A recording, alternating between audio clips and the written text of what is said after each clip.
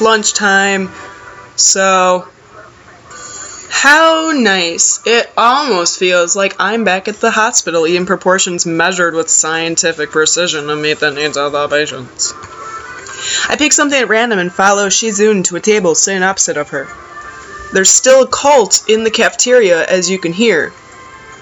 As I nibble indifferently at the food I'd rather not eat, Misha pokes me in the side.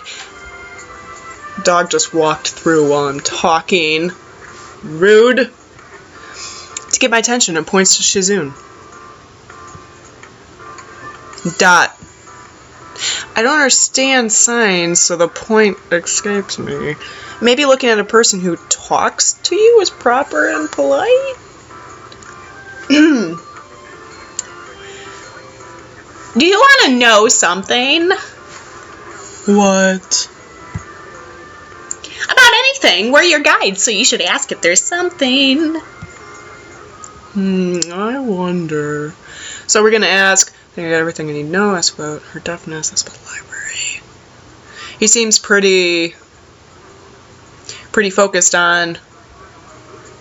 Shizun intrigues me, and I kind of want to ask her about her. But I can't really ask about something that personal, can I? Well, you could, but should you?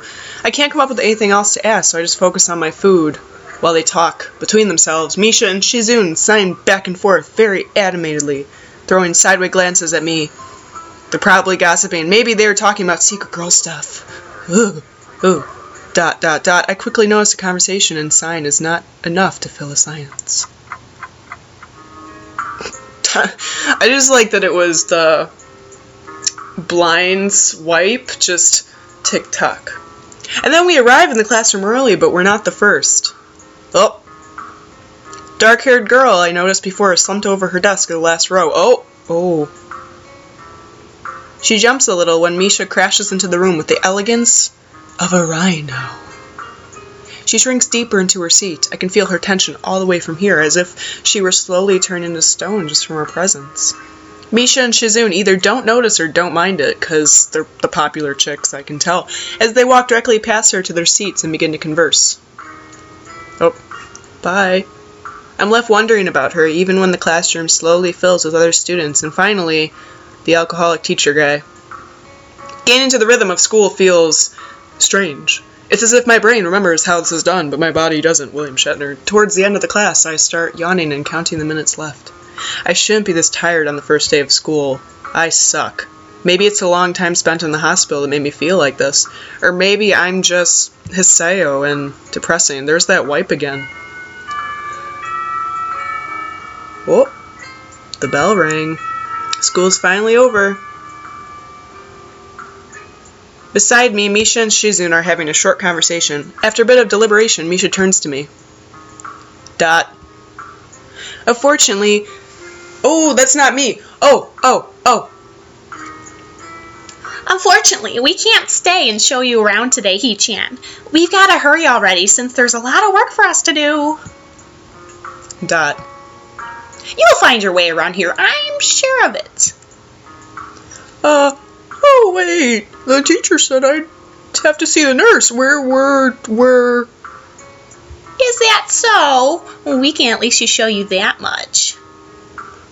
Come on, the nurses have their own building, so we have to go outside.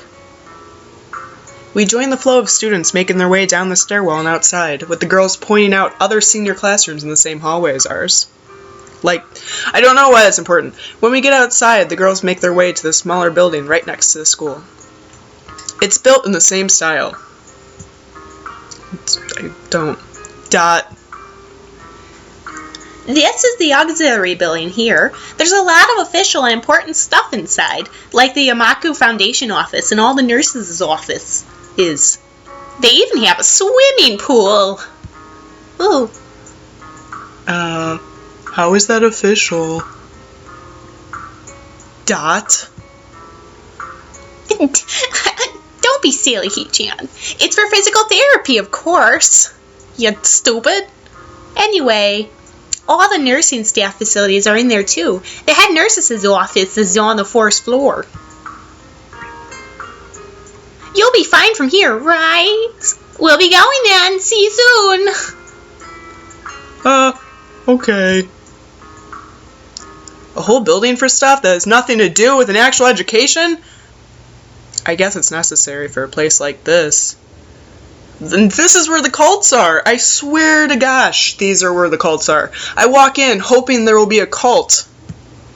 On a white door on the left is a green cross with the text, Head Nurse, and a nameplate.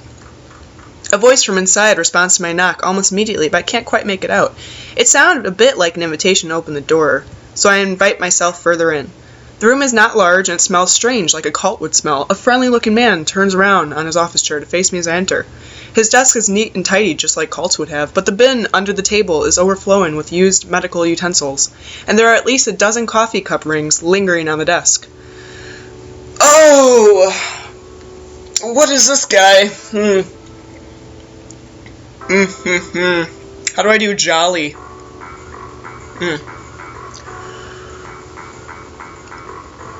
Hello there, what can I do for you today? He sounds just like the doctor, it's wonderful. He is young looking and sort of rugged, but the dimples in his cheeks wash that impression away when he smiles. Are you the nurse? He smiles like a person who has heard this very question hundreds of times. He's that. Look at that smile. Why, yes, I am. It says so on the door, no? No wonder everyone calls you stupid, but you can call me by my name, or just the nurse. Like everyone else. Of course, I shake off my confusion, realizing I probably shouldn't grab his Wow! Every time. I probably should grab his extended hand. His handshake is rather firm.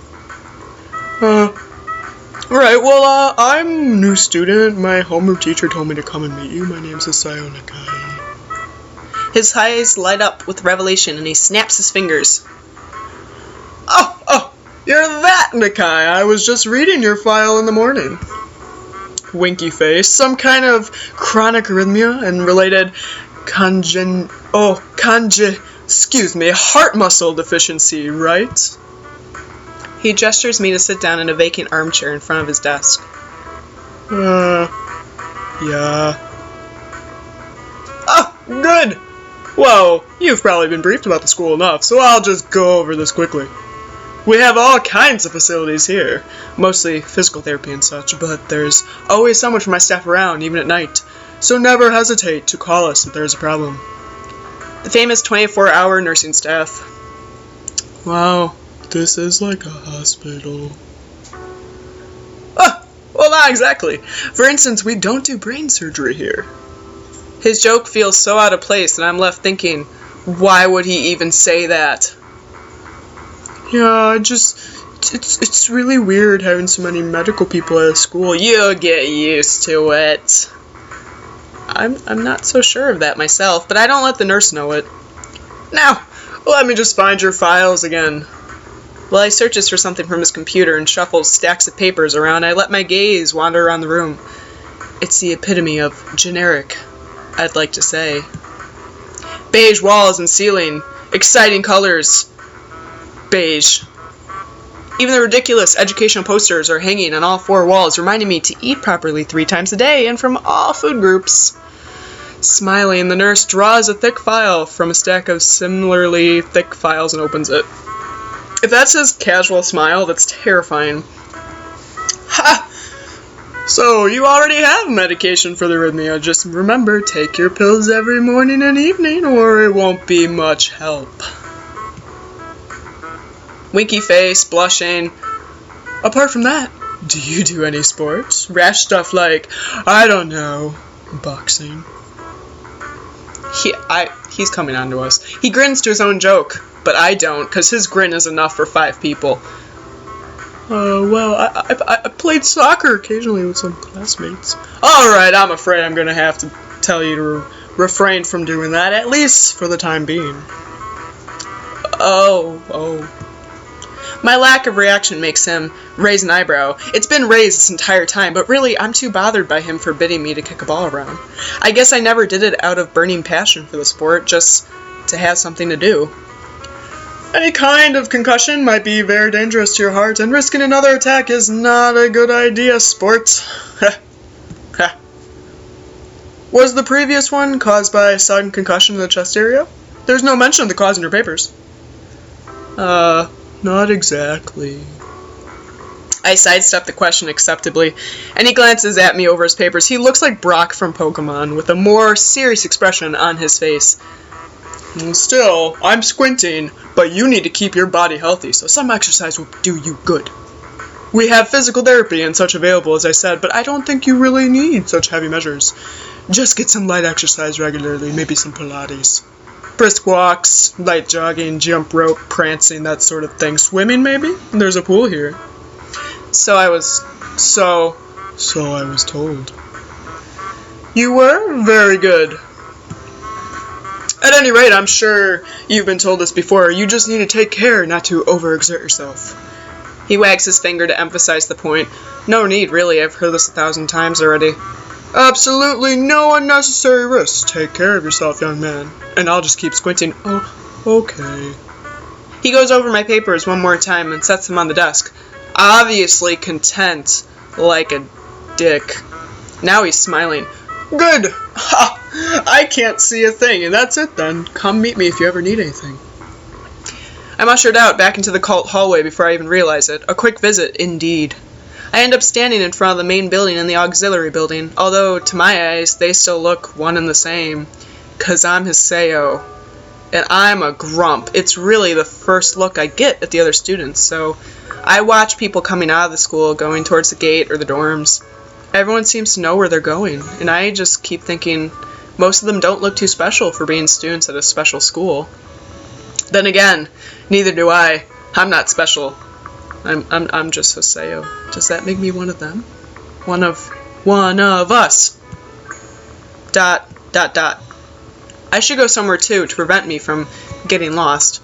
It's around dinner time, but I feel tired instead of hungry. The weariness in me grows as I trudge towards the dorms. Sets a little way apart from the main building complex.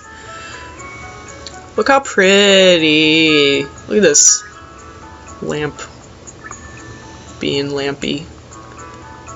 There's a garden of sorts between the school and the dorms. Flowers and stuff. It dawns on my tired mind that the feeling of the smells like a novel, because I haven't been outside at all for too long. Look at that face.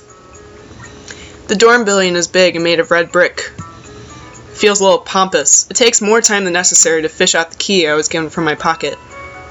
Room 119. Despite the ornate exterior, the inside of the dorm is fairly new, functional, and boring. Just like in the main building, the halls and doors are wide to accommodate wheelchairs. The same goes for the elevators at the ends of the hall. I poke my head around the corner of the common room door. Inside, a few students are watching television. One gives a quick hello with a nod before turning back to TV.